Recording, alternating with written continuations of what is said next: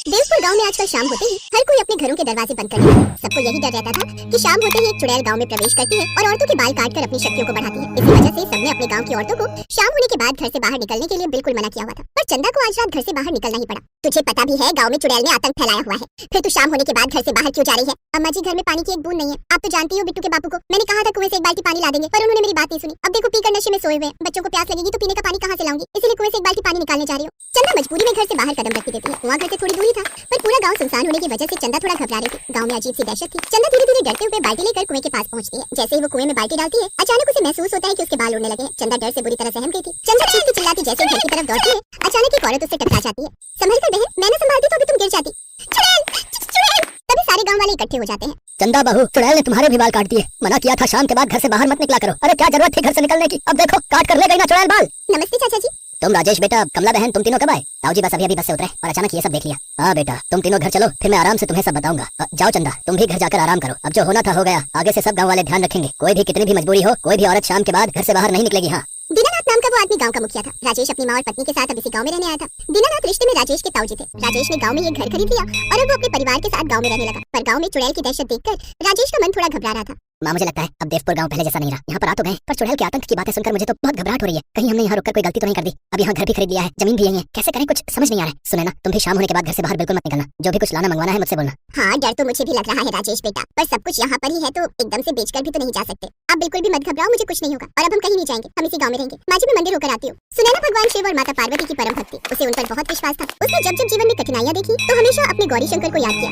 और उसकी कठिनाइयाँ दूर हुई तो उसका विश्वास उन पर और भी अटूट होता गया। आज भी जब वो मंदिर गई तो गौरी शंकर की पूजा करते हुए उसके मन में यही बात चल रही थी। हे गौरी शंकर, आपसे कुछ नहीं छुपा। आप तो जानते ही हो देवपुर गांव में चुड़ैल का कितना आतंक फैल गया है। गांव की हर स्त्री उस चुड़ैल के कारण बहुत डरी हुई है। मैं प्रार्थना करती हूँ कि आप इस गांव की स्त्रियों की रक्षा करो और इस गांव को चुड़ैल के आतंक से मुक्त करो। भगवान, आपने हमेशा मेरी मदद की है, आज इस गांव के लोगों को आपकी जरूरत है, आप मदद करो। जय शिव शंकर, जय माता पार्वती। अरे सुनैना बहू, पता चला कल राधा के भी बाल काट कर ले गई चुड़ैल। राधा और उसका परिवार ये गांव छोड़कर जा रहे हैं। धीरे धीरे हर परिवार इस गांव को छोड़कर जा रहा है। बेचारे सारे काम, जमीन, जायदाद इस गांव में छोड़ छाड़ कर भाग रहे हैं। गांव वालों में बहुत दहशत फैलने लगी है। घर की स्त्रियां गांव छोड़कर जाने की बात कह रही हैं। मुझे तो बहुत दुख होता है। उस औरत की बात सुनकर सुनैना बहुत दुखी होती है। धीरे धीरे गांव के सभी लोग घर छोड़कर जाने लगे। ताऊ जी, मुझे लगता है मैंने यहाँ आकर बहुत बड़ी गलती कर दी है। मैं सोच रहा हूँ ये जमीन और घर बेचकर वापस उसी गांव लौट जाऊँ। वहाँ कम से कम शांति तो थी, किसी चुड़ैल का डर नहीं था। हाँ, डर तो मुझे भी यही लगता है। तुम्हारी ताई और दोनों बहनें भी बहुत डरी हुई हैं, पर मैं गांव का मुखिया हूँ, अचानक इस गांव को छोड़कर नहीं जा सकता। इस गांव के सभी घर परिवारों की मुझे बहुत चिंता है, पर मुझे लगता है कि तुम्हारा फैसला सही है। तुम एक काम करो, तुम्हारी ताई और दोनों बहनों को भी कुछ समय के लिए अपने साथ रख लो, फिर मुझे कोई भय नहीं रहेगा। हे गौरी शंकर, हमारी मदद करो। चुड़ैल ने पूरे गांव की शांति भंग कर दी है। इस गांव को बचा लो प्रभु, इस गांव की रक्षा करो। मैं आपसे प्रार्थना करती हूँ, मेरी प्रार्थना स्वीकार कर लो प्रभु, इस गांव की मदद करो। देवी पार्वती, आज फिर एक बार स्त्रियों को तुम्हारी सहायता की आवश्यकता है। मैं चाहता हूँ कि तुम उस चुड़ैल का संहार करके देवपुर गांव की रक्षा करो। स्वामी, मैं देवपुर गांव की स्त्रियों की रक्षा अवश्य करूंगी। अब मेरे क्रोध से वो चुड़ैल नहीं बच पाएगी। मैं उसका संहार करके ही वापस कैलाश लौटूंगी। उसी रात जब देवपुर गांव के लोग अगली सुबह गांव छोड़ने की प्रतीक्षा कर रहे थे तो माता पार्वती एक साधारण स्त्री के रूप में गांव में प्रवेश करती है। माता पार्वती जानती थी कि उन्हें अकेला देखकर चुड़ैल उनके बाल काटने अवश्य आएगी, इसलिए वो एक पेड़ के नीचे विश्राम करने लेट जाती है। तभी चुड़ैल उन्हें अकेला देखकर उनके पास आती है। ये देवपुर गांव के लोग बहुत चालाक हो गए हैं। अपनी स्त्रियों को घर से बाहर ही नहीं निकलने देते, क्योंकि वो जानते हैं कि मैं उनकी स्त्रियों के बाल काटकर अपनी शक्तियों को बढ़ा लूंगी। कितने दिनों से कोई शिकार हाथ नहीं आया था। आज ये स्त्री इस पेड़ के नीचे सो रही है। लगता है ये इस गांव की नहीं है, तभी मेरे बारे में नहीं जानती। पर मुझे क्या करना है? मुझे तो बस इसके बाल चाहिए और आज मैं इसके बाल काटकर अपनी शक्तियों को और भी बढ़ा लूंगी।